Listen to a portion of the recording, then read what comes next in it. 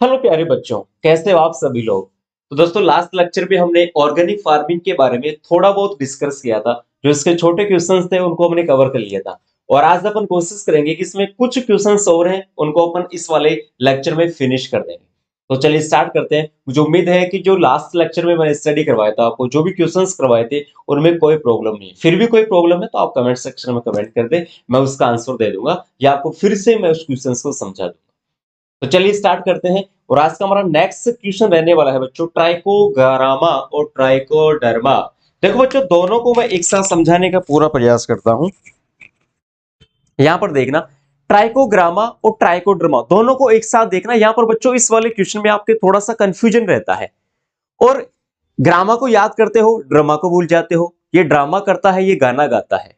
तो दोनों में थोड़ा सा ही फर्क है, ज्यादा कुछ फर्क नहीं है बच्चों। और ये वाले दो क्वेश्चन ऐसे क्वेश्चन है जो आपके आईसीआर जेईटी में भी पूछे जाते हैं। तो बच्चों ट्राइकोड्रामा क्या है, ट्राइको ग्रामा क्या है, इसमें देखना।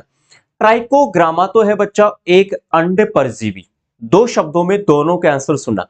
ट्राइकोड्रामा क्या है बच्चों, एक अंड परजीवी है। मतलब जो जीव, जो कीट अंडे देता है, ये भाई साहब जाकर उनको फोड़ देता है, ये उनको नष्ट कर देता है, उनको समाप्त कर देता है। इतना ऐसा याद रखना है। ट्राइकोग्रामा क्या है, सॉरी ट्राइकोड्रामा क्या है, ये एक फफूंदनाशी है, फफूंद मित्र है। मतलब फफूंद से रिलेटेड जो भी रोग होते हैं, ये उनको जाकर खत्म कर देता है। पहले ये मित्र बनाता है, फफूंद को क्या बनाता है, ये मित्र बनाता है, ये दोस्त बनाता है, और फिर उसको जाकर वहां पर खत्म कर देता है। कहते ना कि घर में जाकर घर में ही दबा देना।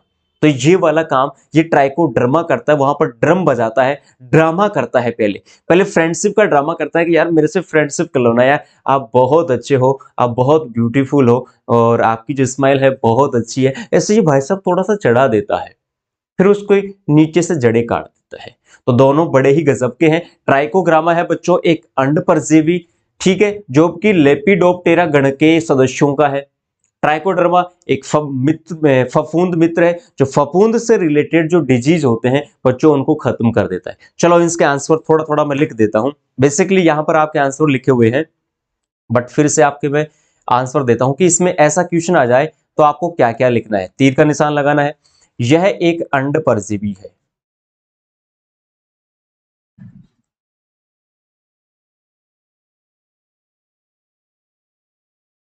जो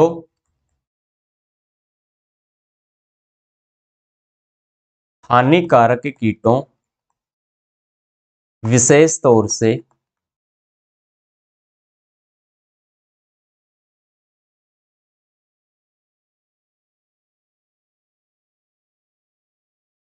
लेपिडोप्टेरा गण के कीटों के अंदर, गण के कीटों के अंदर अपने अंडे देता है। ठीक है बच्चों। इसके अलावा फिर लिखना है कि इसका प्रयोग किन किन में करते हैं। तो लिखो इसका प्रयोग, ये वाली लाइन इंपॉर्टेंट है कि भाई इसका प्रयोग किस किस में करते हैं। तो गन्ने में जड़, तना व शीर्ष भेदक। इसके अलावा कपास में बोलवर्म। कपास का सबसे मुख्य कीट कौन सा बच्चों, बोलवर्म। मतलब कपास के फल को क्या कहते हैं, बोल मतलब डोडा, वर्म का मतलब कीड़ा। ये कीड़ा डायरेक्ट इफेक्ट कहां पर करता है, इसके फल में करता है। तो इसको कंट्रोल कौन करता है, ट्राइकोग्रामा, है ना। तो थोड़ा बहुत ये लिखना है। ट्राइकोड्रामा में क्या करना है बच्चों, यह एक मित्र फफूंद है।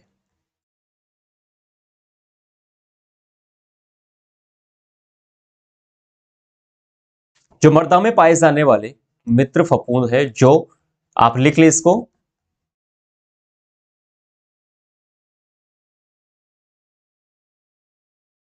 जो मर्दा में पाए जाने वाले हानिकारक फफूंदों,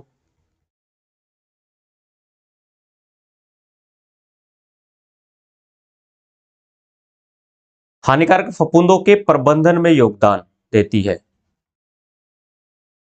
प्रबंधन का मतलब उनका मैनेजमेंट करना, उनको फैलने से रोकना। प्रबंधन में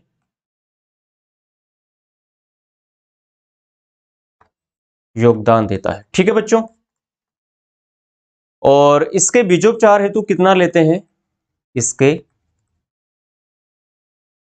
बीजोपचार हेतु मतलब बीज का पहले उपचार, मतलब बीज की बुआई करने से पहले बीज का उपचार करते हैं, उसमें इसको काम में लेते हैं।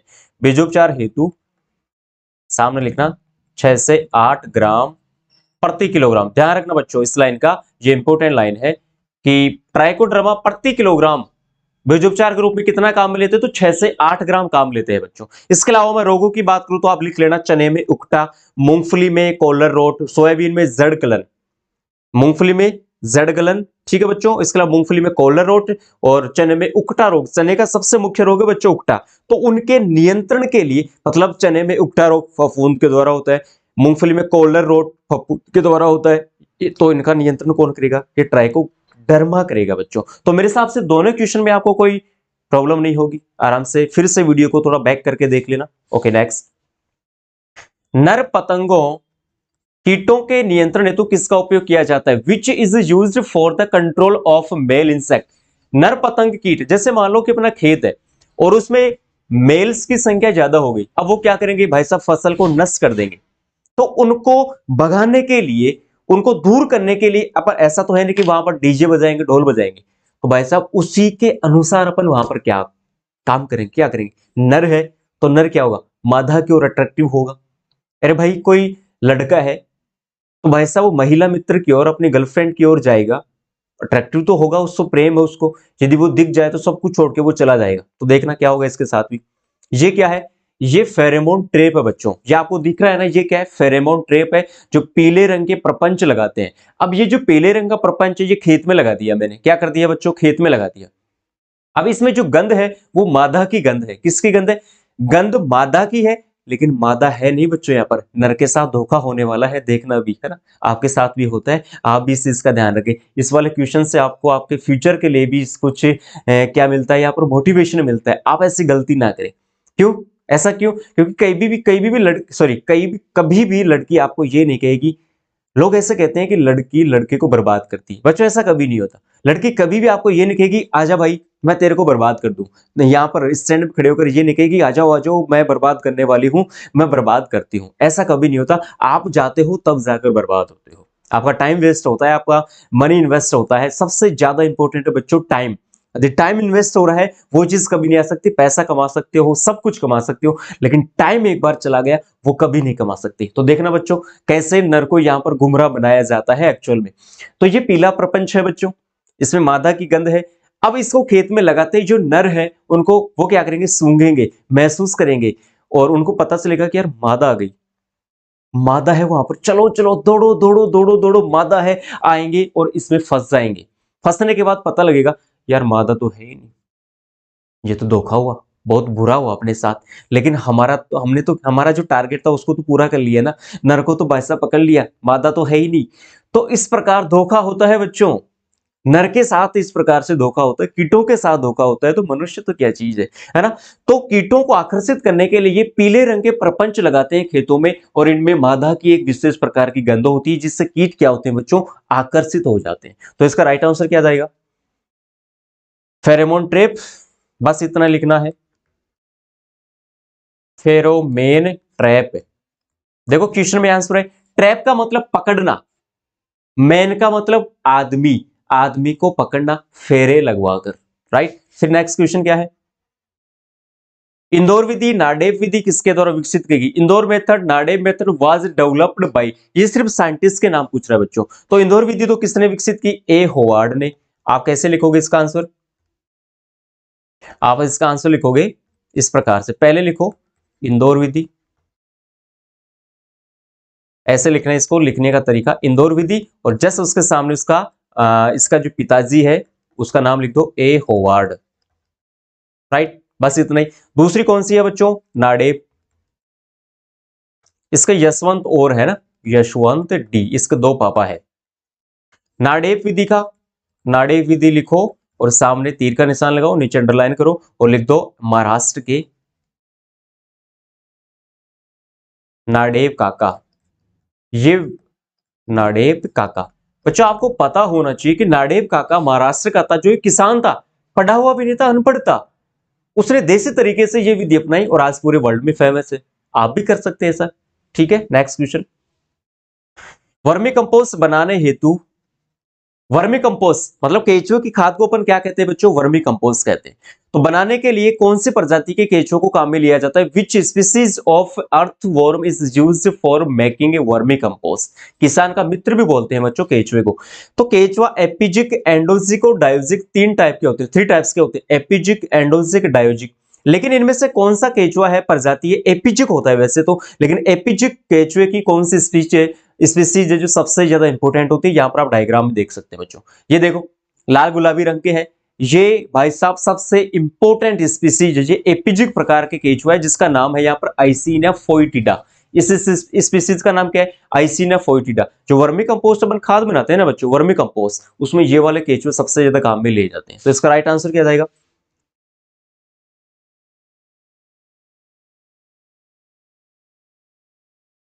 आइसिनिया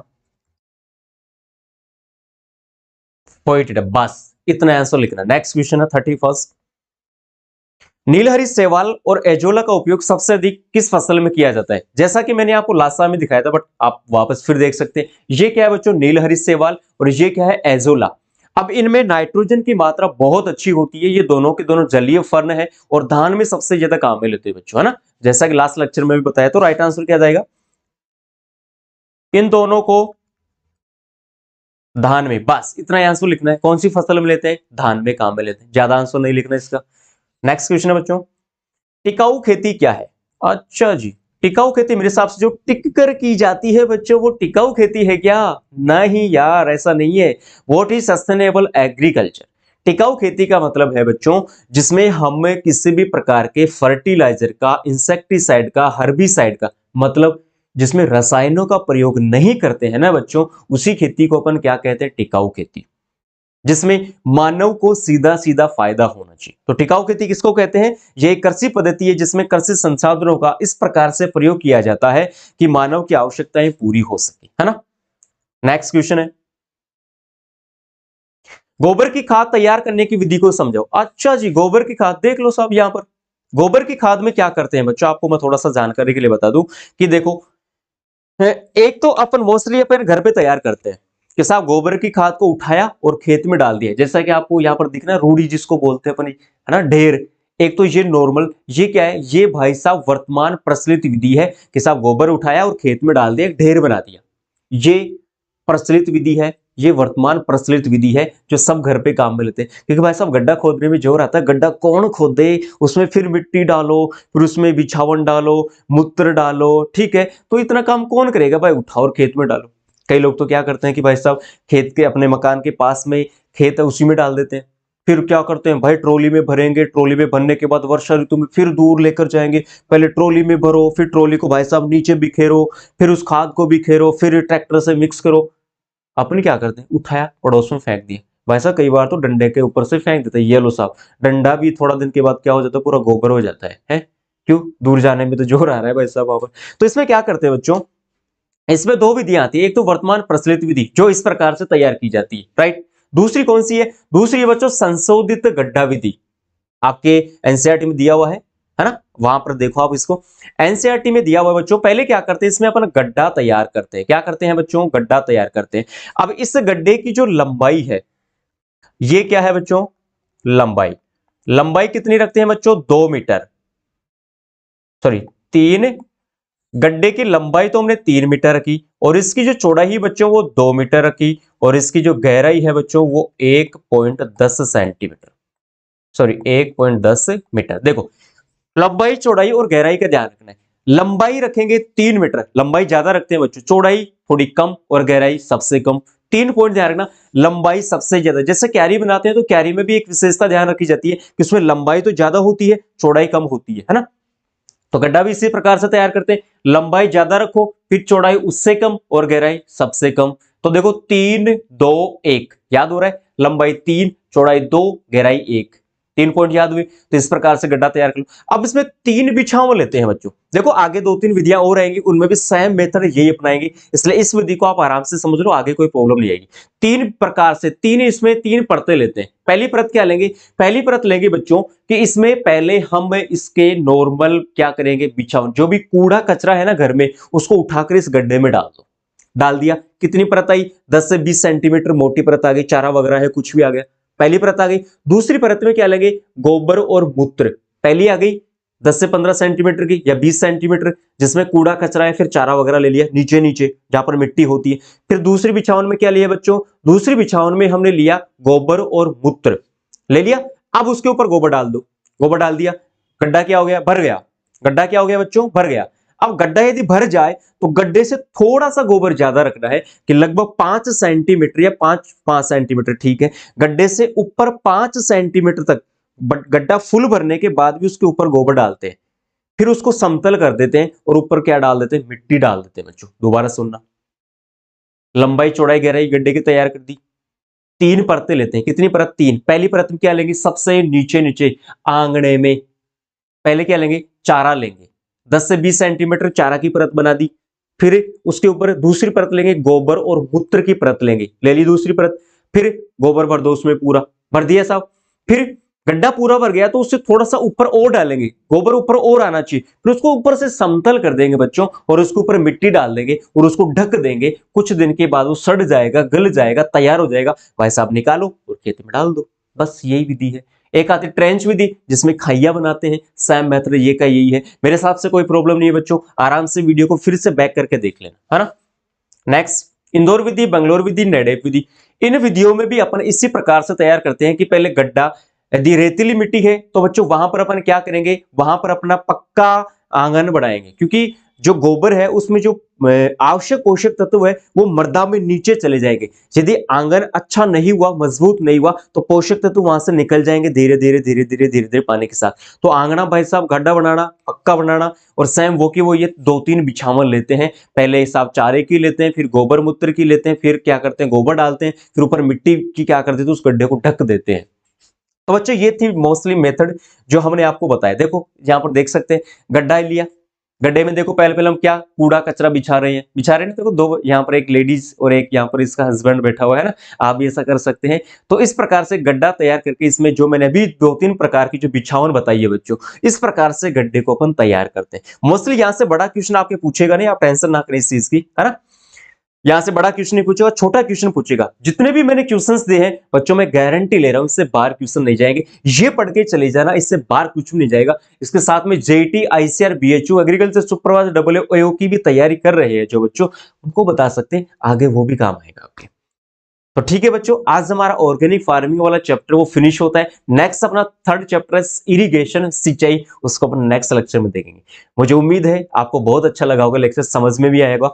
आपको अच्छा लगा, समझ में आया, लग रहा है फायदा हो रहा है, तो बच्चों अपने दोस्तों को, अपने मित्रों को, अपने साथियों को, अपने परिवार वालों को, जो भी आपके साथी है 11th में, 12th में, जेट, आईसीआर, बीएचयू जो भी तैयारी कर रहे हैं बच्चों, उनको जरूर शेयर करें। मिलते हैं नेक्स्ट में लेक्चर में। Thank you.